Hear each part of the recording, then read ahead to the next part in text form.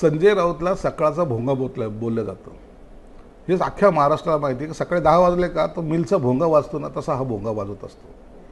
आणि म्हणून मुख्यमंत्र्यांनी जे काही बांबूचं उदाहरण दिलं होतं ते इतर माध्यमातून होतं, पण ह्यांना जे टोचलं, खऱ्या अर्थानं आम्हाला बांबू लावायची कुणाची ताकद नाही, हे आम्ही वारंवार सिद्ध केलेलं आहे।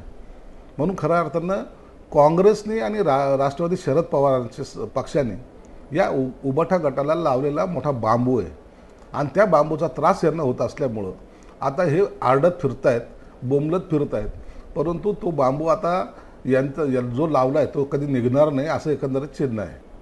संजय राऊतला सकाळचा भोंगा बोललं जातं। हे अख्ख्या महाराष्ट्राला माहिती आहे की सकाळी 10 वाजले का तो मिलचा भोंगा वाजतो ना, तसा हा भोंगा वाजत असतो। आणि म्हणून मुख्यमंत्र्यांनी जे काही बांबूचं उदाहरण दिलं होतं ते इतर माध्यमातून होतं, पण ह्यांना जे टोचलं, खऱ्या अर्थानं आम्हाला बांबू लावायची कुणाची ताकद नाही, हे आम्ही वारंवार सिद्ध केलेलं आहे। म्हणून खऱ्या अर्थानं काँग्रेसने आणि राष्ट्रवादी शरद पवारांच्या पक्षाने या उबाठा गटाला लावलेला मोठा बांबू आहे आणि त्या बांबूचा त्रास यांना होत असल्यामुळं आता हे आरडत फिरतायत, बोंबलत फिरतायत, परंतु तो बांबू आता यांचा जो लावला आहे तो कधी निघणार नाही असं एकंदरीत चिन्ह आहे।